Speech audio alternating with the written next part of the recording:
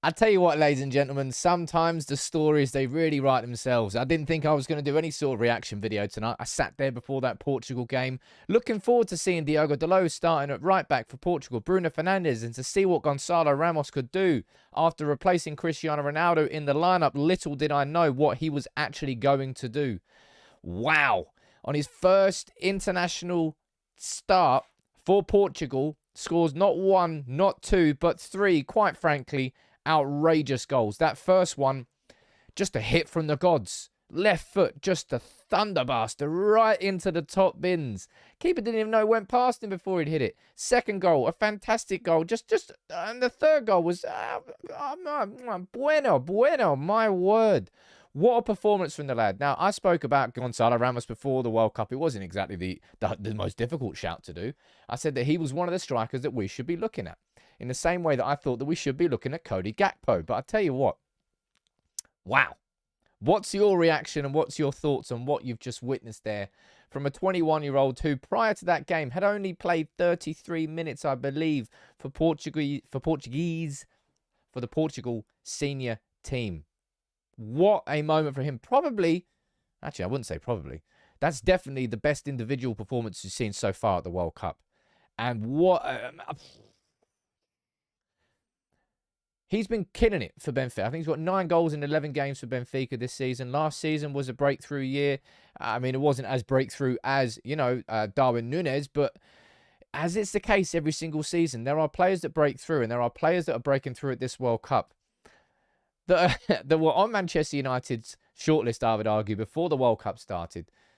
And now, with the performances of Cody Gakpo and the performance there of Goncalo Ramos, it's not as if Benfica need a firework to raise the prices of their players, but after that, they are going to slap another 30, 40 million on him. And this isn't a knee-jerk reaction off the back of Goncalo Ramos scoring 3 goals at the World Cup. What that shows you is that he is capable of performing on the biggest of stages. So it adds, it takes an element of risk away from Goncalo Ramos, and that's what really adds to his price tag. But just take a bow. Take a boo. Absolutely take a bow there, Goncalo Ramos. What was your favourite goal? For me, the first one. That's how I score goals on FIFA, by the way. No finesse. Close your eyes. Straight, full pelt, and it went roof of the net. Keeper didn't even know it had gone past him by the time it hit the net. I mean, look, he could have had another goal. Bruno Fernandes laying it on a plate to him when he went through. Just outrageous. Outrageous. Look, Portugal were outrageous tonight. Absolutely fantastic. Take a quick look at the stats here from Statman Dave.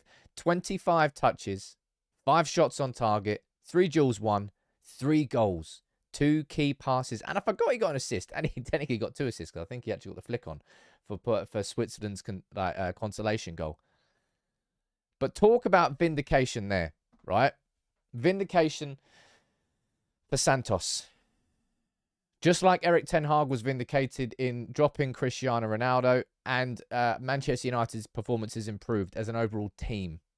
Not only that tonight, but you've seen the birth there of a goal scorer. But I mean, the narrative, as I said, the narratives write themselves.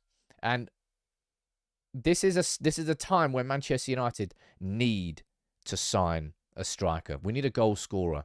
We've spoken about it quite a lot of times on the live streams about whether or not Manchester United will go through and sign a proper number 9 or somebody who's got a more fluid style of football. Now, Goncalo Ramos, he's a goal scorer.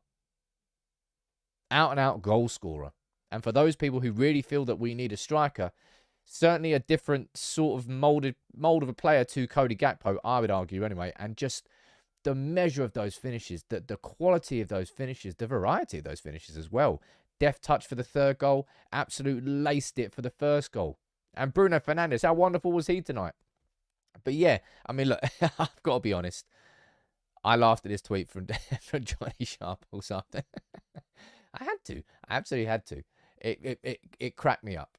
And it's I wouldn't be reveling in this if I didn't feel that Ronaldo just kind of threw our whole club under the bus to protect himself. Unfortunately for Ronaldo, what he's doing now is he's just ostracising everybody who was there and supporting him, whether that was Manchester United fans, whether that was the manager of Portugal.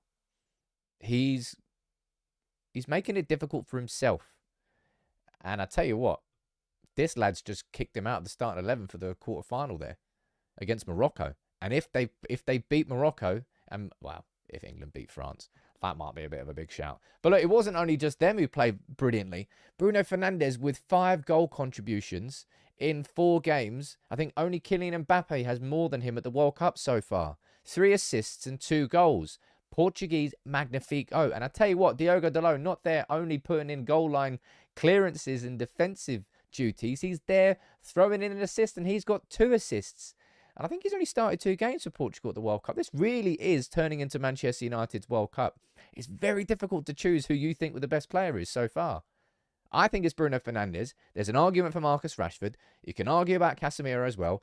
Shit, let's throw Diogo Dalot into the mix. Why not add Rafael Varane? There is a little bit of spice. Luke Shaw, Harry Maguire. But that man tonight there, I didn't expect anything of that sort of maturity, anything of that sort of level. To not only score 1, first of all, coming in to replace Ronaldo in itself is just a massive responsibility for the young lad. 21, hadn't started for Portugal before. So much talk around Ronaldo. You could understand if he went into that game and was like, you know what? He kind of felt a little bit of the pressure. And then within the first 10, 15 minutes, he goes and scores that. And then follows it up with another one. And then follows it up with a hat-trick goal. That right there, ladies and gents, is the performance of his life. And maybe he's going to follow that up with a performance against Morocco in the quarterfinals. But this isn't, as I said, I'm doing this reaction video not just off the back of the fact that he just scored 3 goals there. Gonçalo Ramos was a name of a player who I identified in terms of the attackers that I think United should be keeping an eye on. I wouldn't take the best scout in the world to be saying, you know what, I think he's pretty good after that performance. I understand that much. And this isn't a knee-jerk reaction saying that we should just sign everybody that's playing great. By the way, João Felix in that free roaming role. Just Portugal looked like a team that was released without Ronaldo. And it's just the truth. You play a different style of football, and there's some Ronaldo stands that just I've had to be arguing with all season, and just the evidence is just piling and piling and piling up. You don't need any evidence anymore. It's all there to see in front of you. And Gonçalo Ramos is the latest individual to benefit from that. And as a team, as a collective, Portugal there probably put in the best performance of the World Cup after being pretty stagnant. During the group stages, watching Portugal was a little bit painful at times, kind of like watching United at times. And the shackles were off, and everybody was just playing up to it. But none more so than a lad there who really has just taken advantage of his opportunity. Now, what do you think that means for Gonçalo Ramos' future? I mean, it means he's more expensive, yes. But Man United, look, right, that's what happens after the World Cup, man. There are individuals, I always think about, James Rodriguez from Colombia, and how his price tag went up after the World Cup. No doubt, this lad's price tag has absolutely gone firing through the roof. To be the first hat-trick at the World Cup, to do that at 21, having only played 33 minutes, whilst coming in for there's so many narratives inside that hat-trick that make it even more impressive. And in a knockout round. And it just you've got to give a round of applause to it. You really have got to give a round of applause to it. And see what it does in the market, I suppose. Man United need to sign an attacker. I don't know whether that attacker is going to be a striker or whether it's going to be an attacker. Someone like Gonçalo Ramos is a very different profile, I would argue, to Cody Gakpo. Maybe I'll try and speak to a Benfica fan, a Benfica journalist, and maybe they can give me a little bit more insight into it. But what's your reaction to that hat-trick there? Wow, to do that on the grandest of stages, that really has shown that he isn't just a Portuguese one-hit wonder, right? To do that at the World Cup, it's considered the grandest stage of football, and to do it in the knockouts there in your debut for Portugal whilst replacing Ronaldo, fair play to Gonçalo Ramos, fair play to Santos as well, the Portugal manager, for actually dropping him and giving him the opportunity. It was, let's be honest, completely and utterly justified. What's your reaction to that? You let me know what you think in the comments below. I thought Gonçalo Ramos should have been on United scouting list before the World Cup. Going into the World Cup as well, we spoke about him maybe even as far back in the summer. I think we had conversations about Gonçalo Ramos. We're definitely having conversations about him now. You let me know what you think about that in the comments.